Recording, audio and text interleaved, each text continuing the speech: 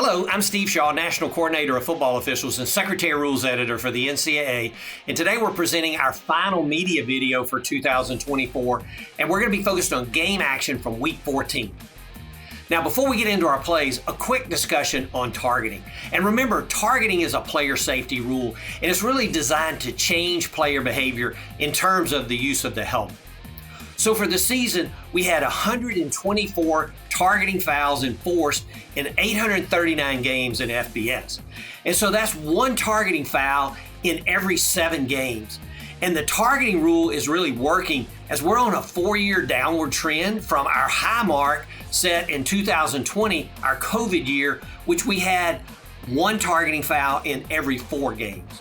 So this downward trend is good for not only the game, but our players as well. With that, let's get on into our video. Our first play this week, the quarterback, he rolls right. He's going to throw downfield, and there's a big hit by the defender, and the receiver is down after the play. Now, there's no flag thrown on the field, but replay is going to stop the game to look for a potential targeting foul. And as we take a look at the replays, we see receiver number 13, he's clearly in a defenseless posture here. And the defender, number 26, launches up, attacks high, so there's an indicator of targeting.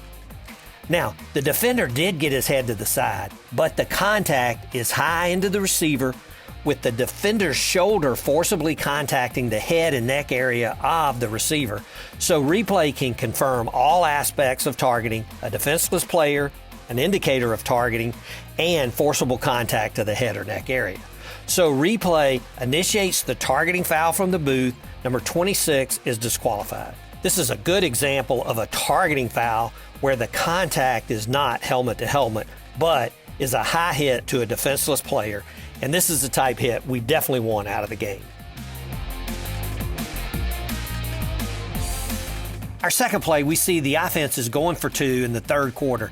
And these two teams did go into 8 overtime, so we saw many 2-point plays. But here, the top receiver is going to go in motion at the snap. And we see that the headline judge drops his flag, and then the motion man is going to catch the pass, but is stopped short of the goal line, and the 2-point play is not successful.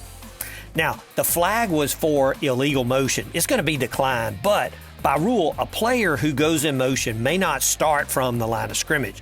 So they must be a back to legally go in motion. And as we go back and take a look at the initial formation, we see that number 6, he's clearly on the line. And by definition, to be a back, number 6's head must not break the plane of a line drawn through the waistline of his team's nearest lineman. So clearly, number 6 is not a back here, and he's not allowed to go in motion from this position unless he were to move and get set and establish as a back. Then he could go in motion. Play 3, the offense has first and goal. The quarterback takes the snap, he rolls left, then he's going to throw back across the field to number 55, who makes the catch and is down. But we're going to get a flag down from our line judge, and then a very good announcement from our referee.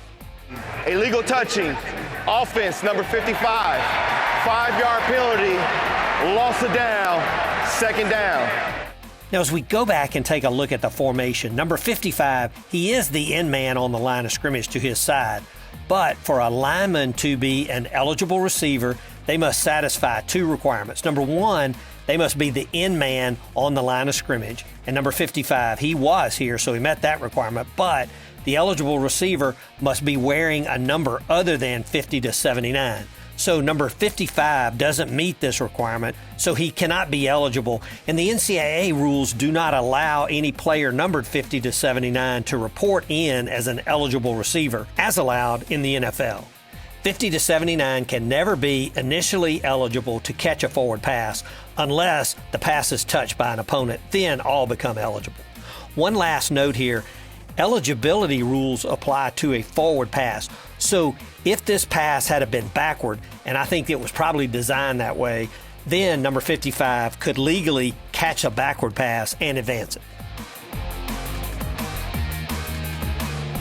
Play 4, the offense has 4th and 2 in the red zone, and they're going to keep the offense on the field and try to pick up the first down. Now we see the quarterback, he takes the snap, fakes, he's going to keep the ball, and he tight ropes the sideline, and it's going to be ruled out of bounds just inside the 1. And as we go back and take a look at the play, we see that the quarterback, he stays in bounds, he's hit near the goal line, the ball goes just outside the pylon. And we know normally the ball must go over or inside the pylon to be a touchdown, but as replay reviews this, remember, if the player is in bounds and then touches the pylon, the ball is immediately dead at that point, but because the player touched the pylon, they get goal line extended. And the ball is clearly breaking the plane of goal line extended here when the quarterback first touched the pylon. So replay will overturn the call on the field, and they're going to make this a touchdown. This is a tough call on the field, but a good job by replay to get it correct.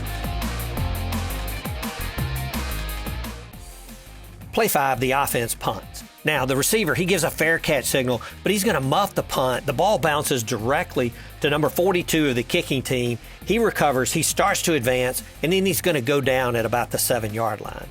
By rule, if the receiver muffs the punt, the kicking team may recover, but they cannot advance. The kicking team can never advance a kick, so it's always important to note whether we have a muffed kick or a fumble. If the receiver were to gain possession and then fumble, then the kicking team could recover in advance. But if it's a muffed kick, as we have here, the kicking team can recover, as number 42 did at the 12, but they cannot advance. The play is dead there. So the ball is properly spotted at the 12. It's 1st and 10 for the kicking team from that point. Our last play, we see the quarterback, he hands off, the back breaks to the outside, and number 10 of the defense makes the tackle.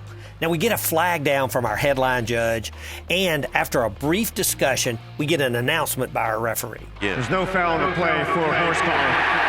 2nd down. Now the defender did grab the nameplate area, and that is included in the definition of a horse collar tackle. But for this to be a foul, the defender must grab the collar or the nameplate area and abruptly pull the ball carrier down.